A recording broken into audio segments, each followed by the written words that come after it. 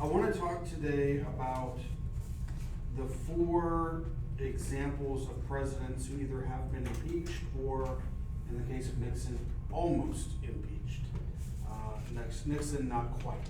And what I want to do is just give you the facts and a little bit of the history of the different controversies so that you can think for yourself whether or not you think that they should have been impeached. If you had been in the Senate to vote, would you have voted yes or no in the House to impeach them and in the Senate to convict them?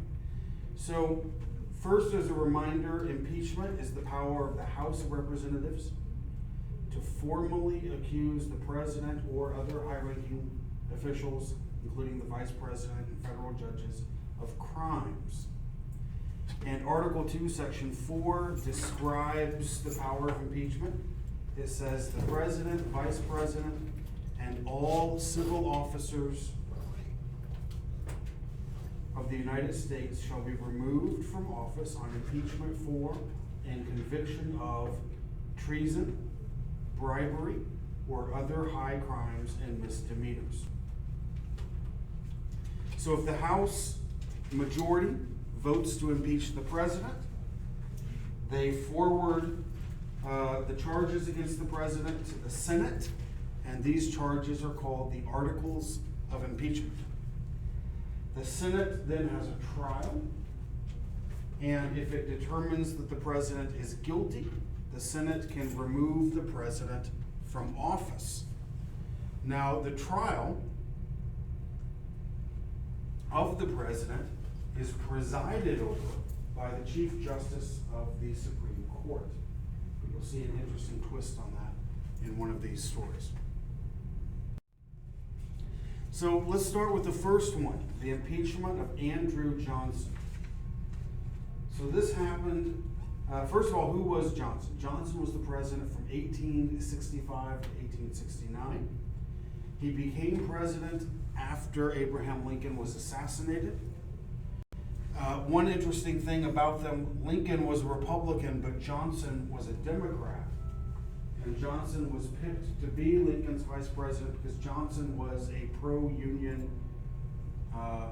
Democrat during the Civil War. So he was agreeing with Lincoln that the states had no right to secede, and he supported the war.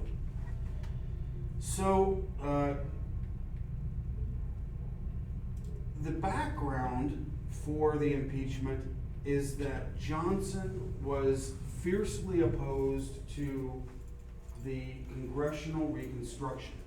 Johnson had tried to reconstruct the southern states after the war ended according to his own plan, but Congress, under the control of a group called the Radical Republicans, had basically overruled Johnson's plan and instituted its own Congressional Reconstruction plan. And this consisted of a series of laws, many of which Johnson opposed and tried to thwart. I'll give you some examples. One, there was a Civil Rights Act of 1866. It abolished something called black codes and authorized the use of federal troops to protect the rights of former slaves. Johnson vetoed this bill. He thought it was an infringement on state rights. And when I said it abolished black codes, these were laws that were passed in 1865, 1866 by the former Confederate states to basically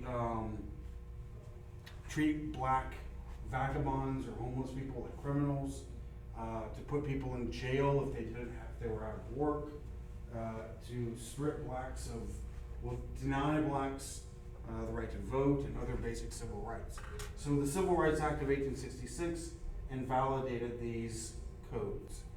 Another thing was the Freedmen's Bureau Act of 1866. This was going to set up an organization called the Freedmen's Bureau, which would give former slaves food, clothing, education. It would help them find work. It would help them defend their civil rights.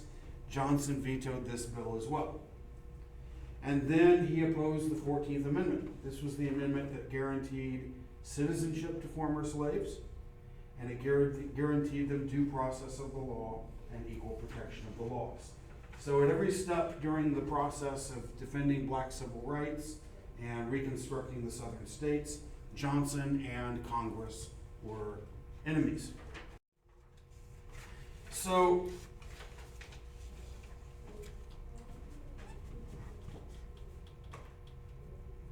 Johnson also threatened to fire government officials who supported the Republicans in Congress, and he overturned the orders of generals in the southern military districts in the former Confederate states, and he did this to try to undermine congressional policies.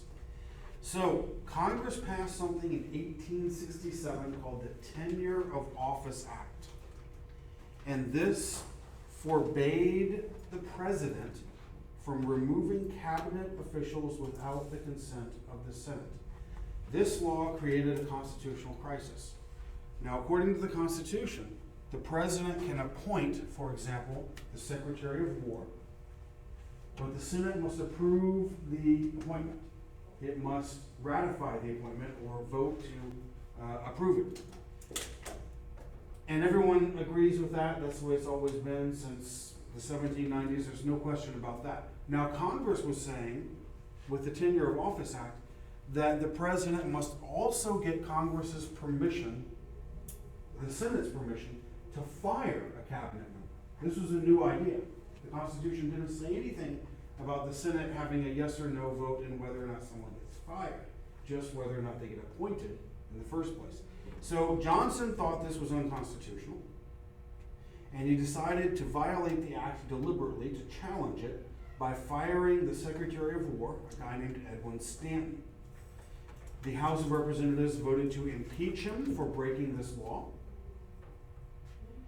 And in the Senate, they fell one vote short of the 2/3 majority they needed for conviction. So he was acquitted, and he was able to keep his job. The reason he was acquitted is that there was a lot of doubt in many minds whether or not he had really committed a crime by breaking this law, because there was question about whether or not the law was even constitutionally valid, and there was a lot of questions about whether or not he was being impeached for political reasons rather than legal reasons, and a lot of people think he was. He was really being impeached because he was trying to stand in the way of the Republicans and keep them from doing what they wanted in Congress. So, now I want to jump ahead to Richard Nixon and the Watergate scandal. And in case you're unfamiliar with the details of this, I want to tell you what the scandal was. So it starts, well, first of all, let me start by saying Richard Nixon was the president from 1969 to 1974. And the scandal begins in 1972 with his attempt to get reelected. And he would go on to be reelected in a landslide, overwhelming, one of the biggest landslides in American political history. But on June 17, 1972, 5 men were caught breaking into the Democratic Party headquarters at the Watergate complex in Washington, D.C. This is the Watergate complex, so the Democratic Party had offices there. And these men, who were part of a secret group called the Plumbers, were caught breaking in. And Nixon was asked about the break-in at a news conference, and he called the break-in a third-rate burglary. In other words, denying that he knew anything about it. It was just, common criminals breaking into an office. However, in reality, we now know that he knew of the break-in shortly after it happened, and he actually was okay with paying $220,000 in September of 1972 to these 5 burglars in order to pay for their silence about who had put them up to the burglary in the first place. In April of 1973, he was questioned again about this burglary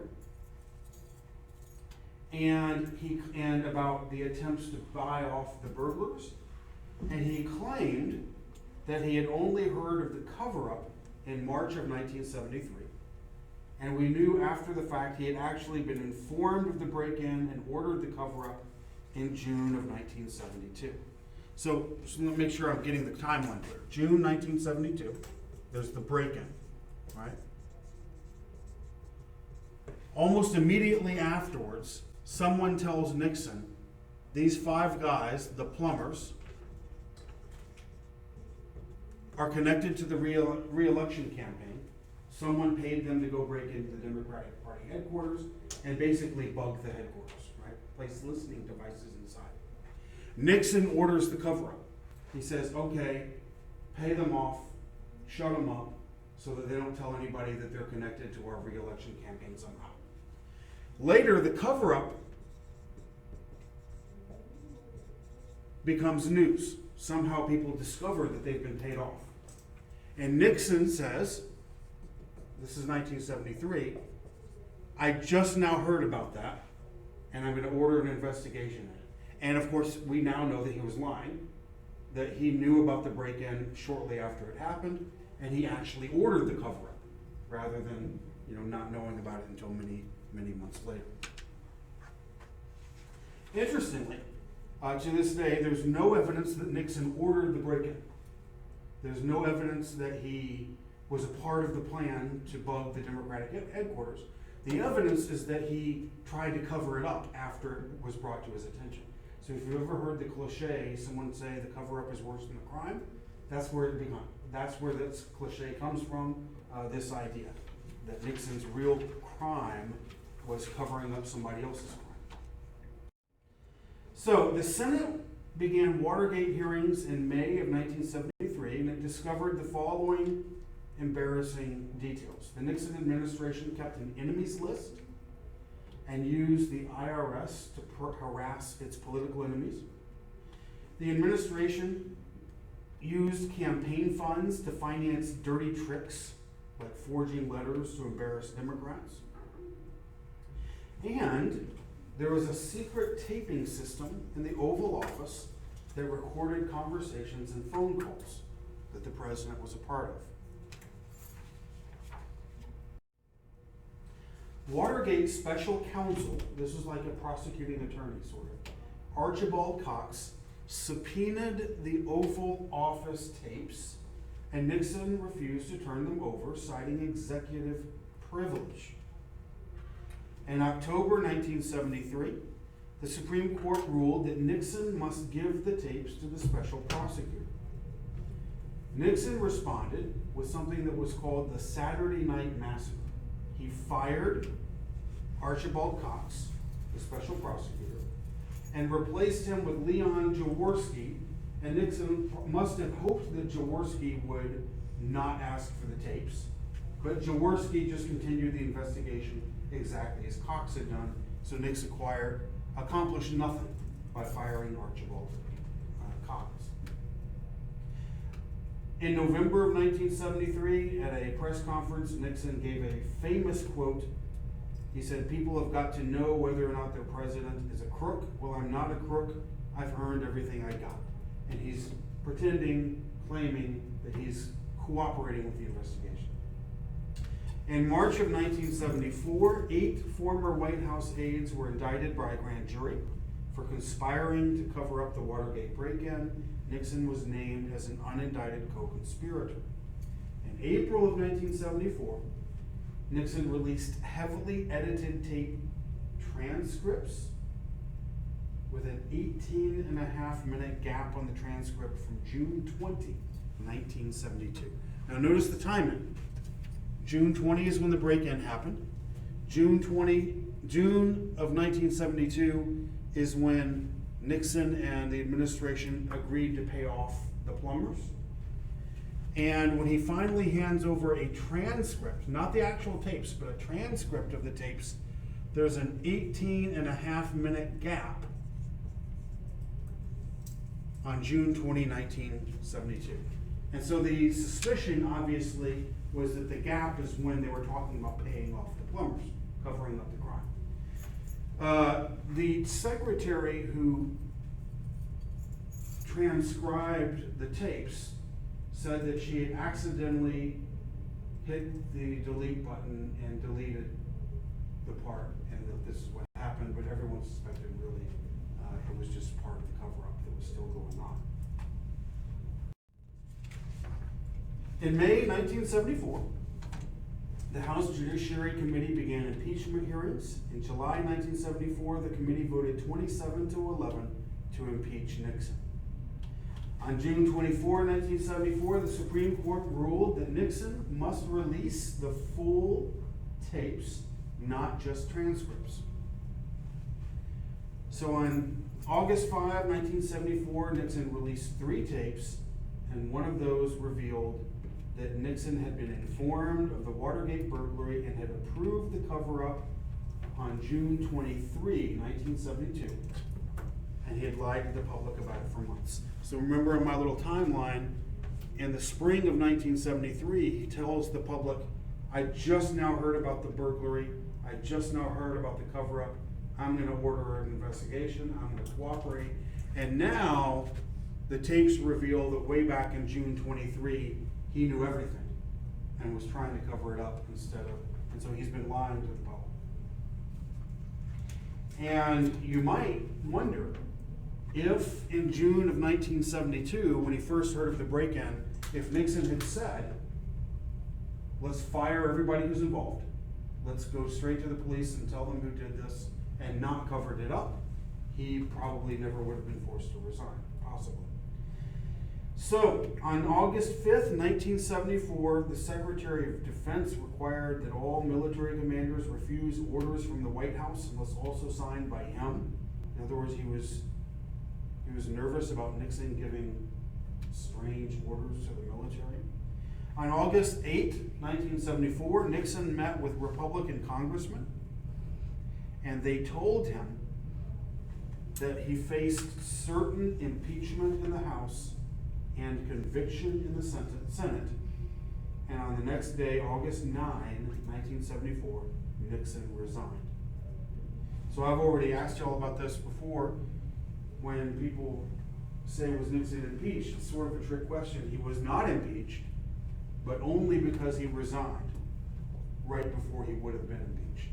And he had been told by his own party that they were going to vote him out.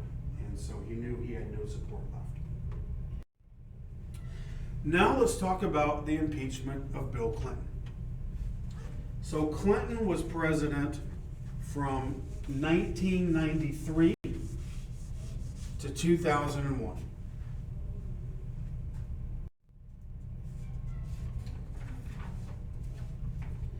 And the series of events that leads up to his impeachment starts with the Whitewater scandal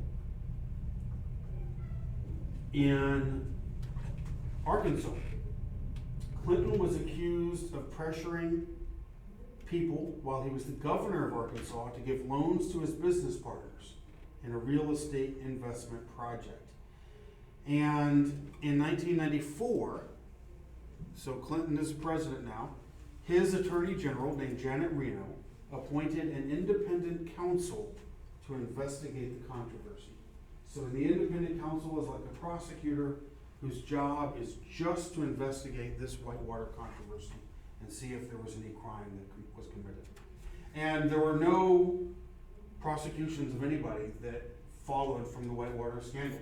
There was investigations for years and no criminal charges. But also in 1994, a woman named Paula Jones sued Clinton for sexual harassment. She alleged that Clinton had exposed himself to her and propositioned her in 1991 while she was the governor of Arkansas.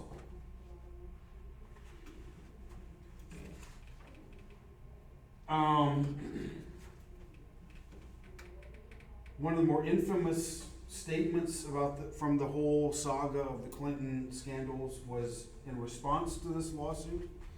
Clinton had an advisor named James Carville, and in 1996, Carville said, talking about the Jones lawsuit, drag a $500 bill through a trailer park, you never know what you'll find. So in other words, she was trash, trailer park trash, just out for money.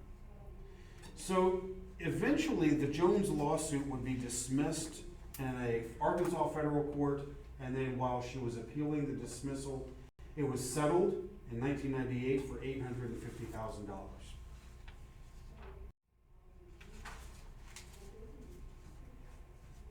But the Jones lawsuit leads directly to the Monica Lewinsky scandal, and that's the one that would lead to Clinton's impeachment. So during a deposition in 1988, Jones's lawyers asked Clinton whether he had had an affair with Monica Lewinsky. She was a White House intern. She was, 21 years old. And the lawyers for Jones were trying to establish a pattern of sexual harassment or sexual misconduct.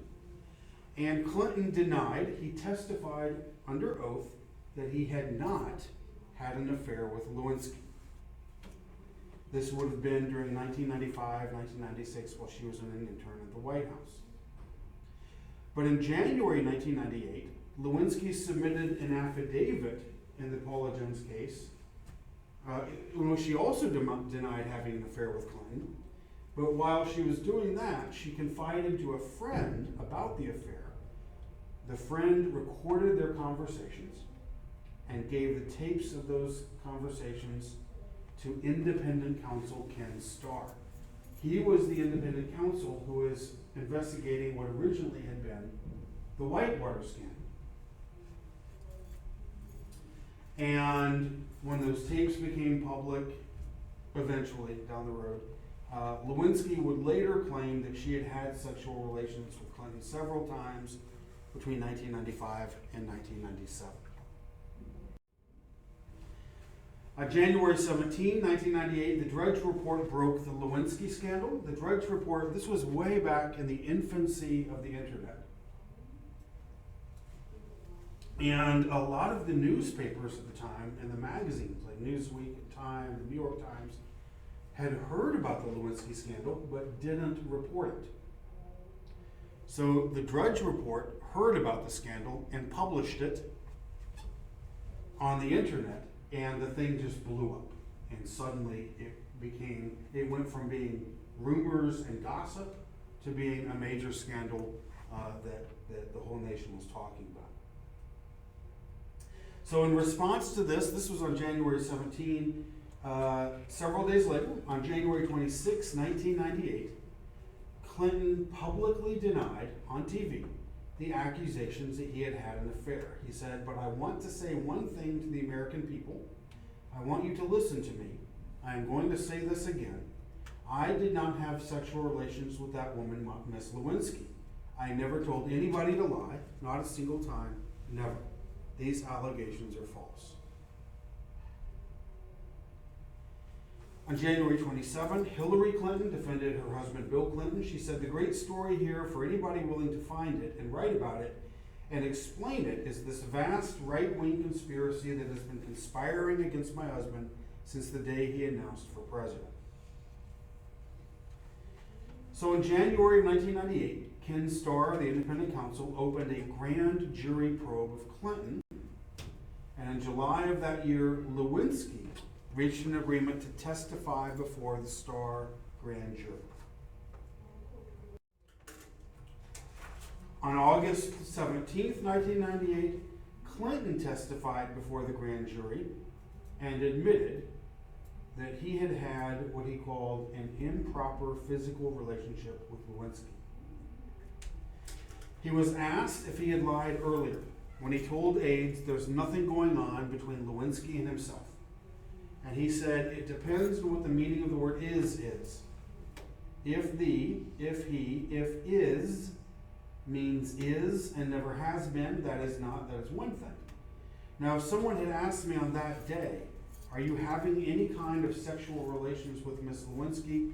That is, asked me a question in the present tense, I would have said no, and it would have been completely true." This became one of the most famous statements of the whole scandal. In other words, what he was saying, his staff had been very angry at him one day and had confronted him, and they had demanded to know, are you having an affair with Monica Lewinsky? And he had told them no.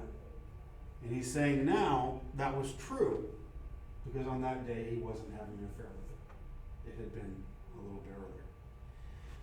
On September 9, 1998, Clinton publicly admitted the affair. He said, "I let you down, I let my family down, I let this country down, but I'm going to make it right. I determined to never let anything like that happened again.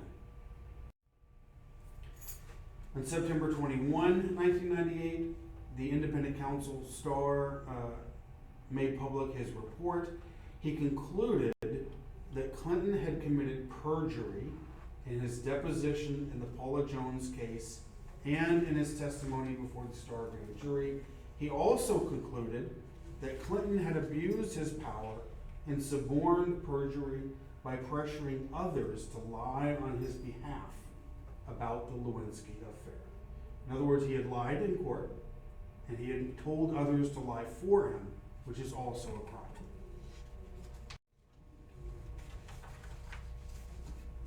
On December 19, 1998, the House of Representatives approved two articles of impeachment, one for perjury and one for obstruction of justice.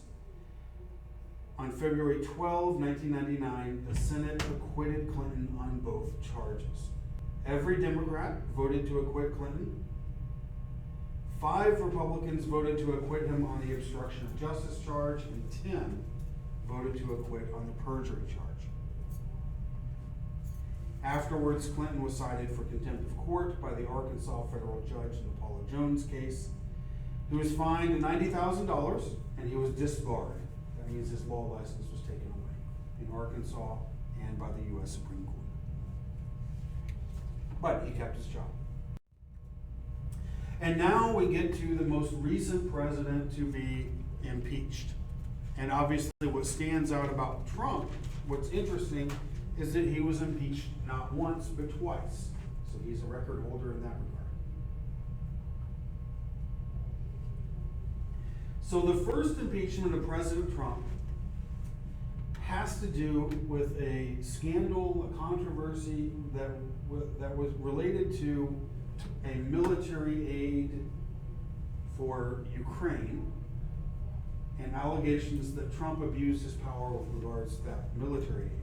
So what happened was Trump blocked but then released the payment of a congressionally mandated $400 million military aid package, and that he did this allegedly to obtain a quid pro quo or something in return from the president of Ukraine. There were a number of contacts between the White House and the Ukraine government that culminated in a phone call between Trump and the president of Ukraine, Zelensky, on July 25, 2019. A whistleblower named Lieutenant Colonel Alexander Vindman was also a participant in this phone call, and he later informed Congress. And a non-verbatim transcript of the call confirmed that Trump had requested investigations into Joe Biden and his son, Hunter Biden. So, the allegation, if that wasn't clear, Congress has approved $400 million for Ukraine. Trump blocks the delivery of the money, and he has a phone call with Zelensky in which he urges Zelensky, the president of Ukraine, to investigate the Bidens for alleged corruption in their business dealings in Ukraine. The allegation was this was a quid pro quo, that Trump was saying, you don't get your money until I get the investigation that I want. That was the allegation. So on December 18, 2019, the House of Representatives approved articles of impeachment on charges of 1, abuse of power. Trump was accused of withholding the military aid in order to pressure the president of Ukraine to announce a corruption investigation against Joe and Hunter Biden. And of course, Joe Biden would go on to be the Democratic Party's candidate for president. The House alleged that this was a solicitation of foreign interference in the 2020 U.S. presidential election to help Trump's re-election bid. Also, the House indicted, the second article of impeachment was obstruction of Congress. Trump told his administration officials to ignore subpoenas for documents and testimony from Congress. This gets to the executive privilege issue that I've talked to you all about before. Trump said the documents and testimony in the White House are privileged documents, and we don't have to hand them over to Congress even if they subpoena them. Congress said you do have to hand them over, and you're obstructing justice by not doing so, and so that became the second article of impeachment.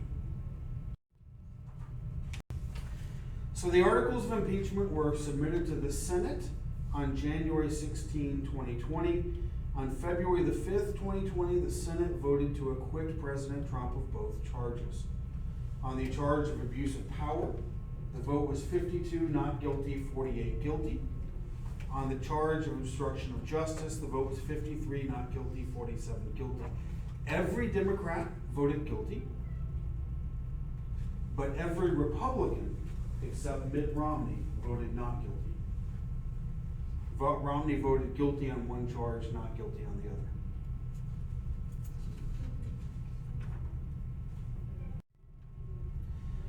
And now, the second and last impeachment. So, the circumstances for this one are that on January 6, 2021, there was a riot of 2,000 to 2,500 supporters of President Trump that occurred at the Capitol building in Washington, D.C. The Capitol complex was locked down. Lawmakers and staff were evacuated as rioters assaulted law enforcement officers, vandalized property, and occupied the building for several hours. The allegation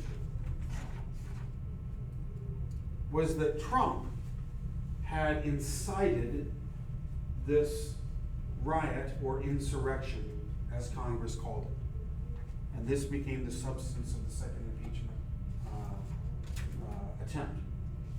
I want to read you some excerpts from the speech he made on January 6th, because this is the speech that allegedly incited insurrection.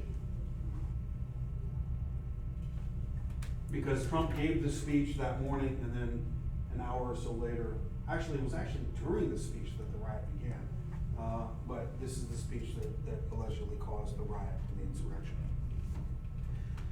So Trump said, "We will not let them silence your voices. We're not going to let it happen. I'm not going to let it happen. Now it is up to Congress to confront this egregious assault on our democracy. And after this, we're going to walk down, and I'll be there with you. We're going to walk down to the Capitol, and we're going to cheer on our brave senators and congressmen and women, and we're probably not going to be cheering so much for some of them. Because you'll never take back our country with weakness. You have to show strength, and you have to be strong. We have come to demand that Congress do the right thing and only count the electors who have been lawfully slated. I know that everyone here will soon be marching over to the Capitol building to peacefully and patriotically make your voices heard. We have overwhelming pride in this great country, and we have it deep in our souls. Together we are determined to defend and preserve government of the people, by the people, and for the people. And we fight like hell, and if you don't fight like hell, you're not going to have a country anymore. Our exciting adventures and boldest endeavors have not yet begun, my fellow Americans, for our movement, for our children, and for our beloved country. And I say this despite all that's happened, the best is yet to come. So we're going to walk down Pennsylvania Avenue. I love Pennsylvania Avenue, and we're going to the Capitol, and we're going to try and give. The Democrats are hopeless. They never vote for anything, not even one vote. But we're going to try and give our Republicans, the weak ones, because the strong ones don't need any of our help. We're going to try and give them the kind of pride and boldness that they need to take back our country. So let's walk down Pennsylvania Avenue. I want to thank you. Thank you all. God bless you, and God bless America.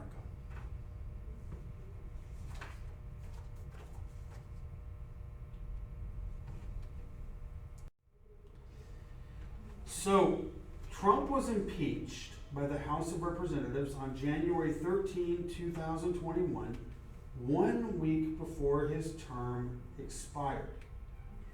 One article of impeachment charged Trump with incitement of insurrection against the U.S. government and lawless action at the Capitol. The impeachment trial began on February 9 in the Senate. Chief Justice John Roberts chose not to preside, as he had done for Trump's first impeachment trial. Why did he choose not to reside? It's possible that he thought this was not a constitutional impeachment, right? Because Trump had already left office. He was no longer president when the trial began. But I'm just guessing. I don't know if Roberts said why he didn't reside. So the president pro tempore of the Senate, Vermont Senator Patrick Leahy, presided instead. 57 senators voted guilty, and 43 senators voted not guilty. We have to have a 2/3 majority, right? Not just a simple majority. So this resulted in Trump being acquitted of the charge on February 13, 2021.